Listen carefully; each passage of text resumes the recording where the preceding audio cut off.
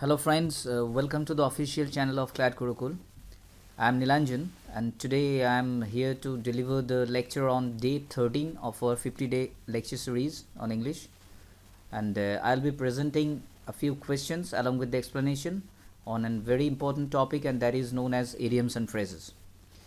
Before starting the session, my dear friend, I would like to tell you something that idioms and phrases, it's very important from the perspective of different kind of competitive examination. If you take into consideration like CLAT and IELTS and different kind of examination, it plays an integral role over there. I would suggest you to practice it in your daily life number of times so that you can easily get through. Otherwise it will be really difficult for you if you start mugging up all the idioms and phrases. It's not possible, it's quite impossible for you. So today I'll be showing you a few questions along with the explanation so that you will get some idea how to get through. Without wasting time, let's move to question number 1. It is written on the flip side. Now my dear friend, 4 options are given there, and on the flip side actually it means that from the other side, from the opposite side, from the less important side, whatever you can say. And if you go through the option, you will find that first option says in the wrong side, next one right side, followed by on the other hand, and next is cornered. As I have already told you that on the flip side means from different aspect or different version of something. So definitely your correct answer will be option C, which is written as on the other hand. And as it is stated, as it is mentioned in the example, you find that on the flip side our product is surgical in its focus. So it is really clarifying whatever has been said by me, and your correct answer in this particular case is option C. Moving to question number 2. It is written in a nutshell.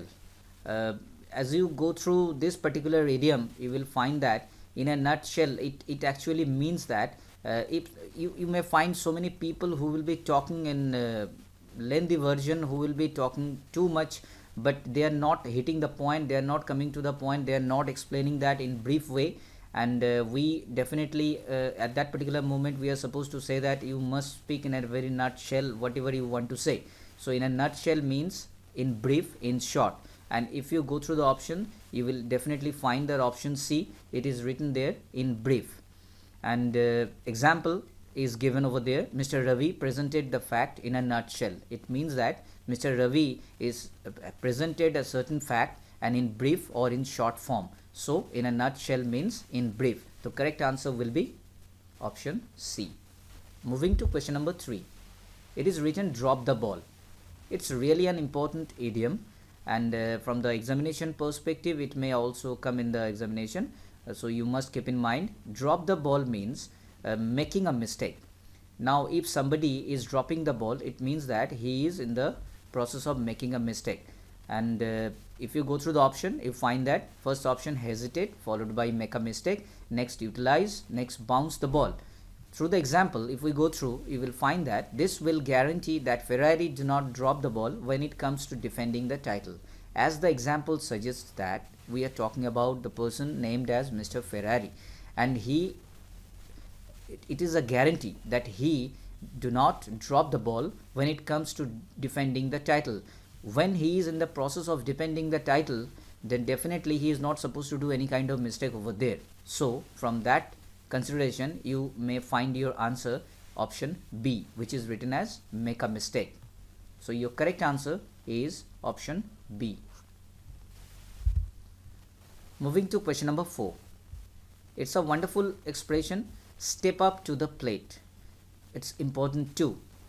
Now if we are talking about this particular idiom, step up to the plate, it means that rise to the occasion. And if somebody is accepting a particular challenge, if somebody is taking a responsibility to rise to a particular occasion, in that case we are supposed to use this idiom, which is known as step up to the plate.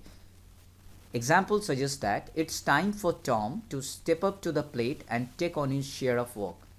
Now it is the right time for Tom is a particular person who is to step up to the plate, who is to take certain kind of responsibility or accept the challenge and take on his share of work, because he is going to be the responsible person. So if somebody is in the process of taking a responsibility, we usually say that he is stepping up to the plate. If you go through the option, you find that clearly it is written in option B, take a responsibility, and the rest of the options which do not have any connection with that. So the correct answer will be option B. Moving to question number 5, beat around the bush. It's really very common idiom, and in the different kind of competitive examination it has also already appeared, and you must keep in mind that beating around the bush means not coming to the point, not hitting the target, just moving here and there, just not discussing the main point of that particular topic.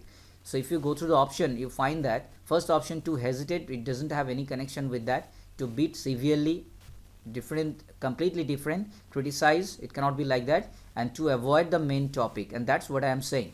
If you go through the example, you find that why do you always beat around the bush while speaking?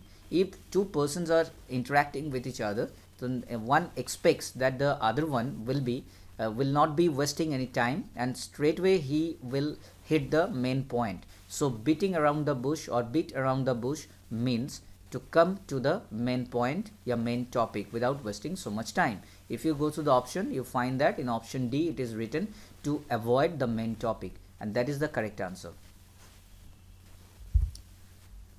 Let us discuss question number 6, devil's advocate. Now my dear friend, devil's advocate is that particular person who presents a counter argument.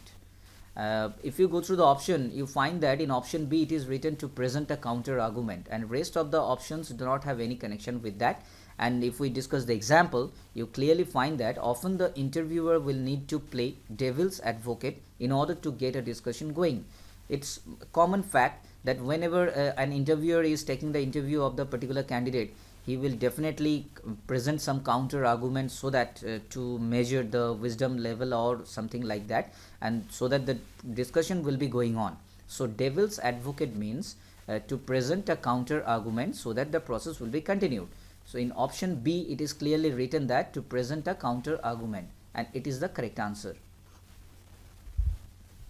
Moving to question number 7, not a spark of decency. My dear friend, I would like to suggest you one thing, that in the idiomatic expression whatever you are having, you should take care of individual words as well, because there will be some hinting words which will help you out to get through that particular idiom, to get to what is the actual meaning of that.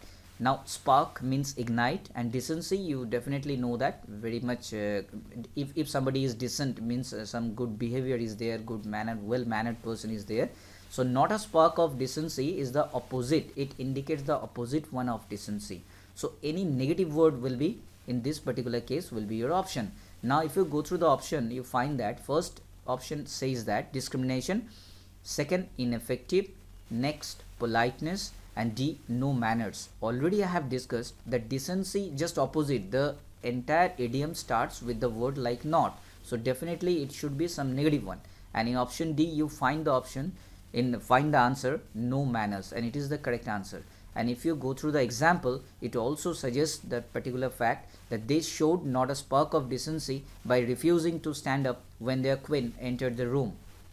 When you were expecting the queen to enter the room, at that particular point of time, everybody is supposed to stand up or express their gesture towards that particular king. But if somebody is not doing like that, so definitely we are supposed to say that he doesn't have any spark of decency over there. So in this particular case, question number 7, your answer will be option D. Let us talk about question number 8, big cheese. My dear friend, big cheese means a very much influential person or very much important person in any organization. Now if we consider that perspective, if you it will be well clarified through the example. Where is the director? I want to talk to the big cheese. Now if somebody is searching for the director, and if somebody is only wants to talk to the influential person or the important person, so definitely he is searching for the big cheese.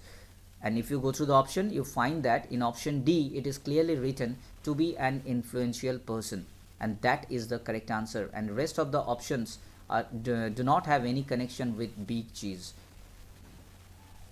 Moving to question number 9, beat the clock.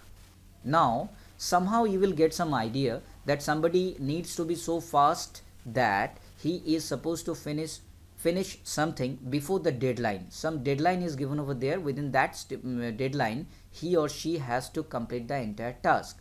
Now, example, the paperwork was piled high, but she manages to beat the clock and finish it all. The example says that somebody has been given some responsibility over there to go through the paperwork, and it was piled high, means a lot of loads are over there. Now she somehow managed to beat the clock, means she completed the entire task before the deadline given to him or her. Now in this particular case, the beat the clock definitely indicates that finish something before the deadline. And if you go through the option, you find that option A, to worry, it doesn't have any connection with that. To get slow, it cannot be like finish something before the deadline is written in option C. And D, start before time, it is not applicable in that particular case. So question number 9, the correct answer will be option C. Moving to question number 10, make a clean breast of. It's a very important idiom from the perspective of examination too. I have seen number of times it has appeared in different kind of competitive examination. So you must keep in mind what is the actual meaning of make a clean breast of. If you go through the example, you find that it is written, after he had lied about the stolen money, he was urged to make a clean breast of it. So it somehow it has connection with exposing the truth or telling the truth about something.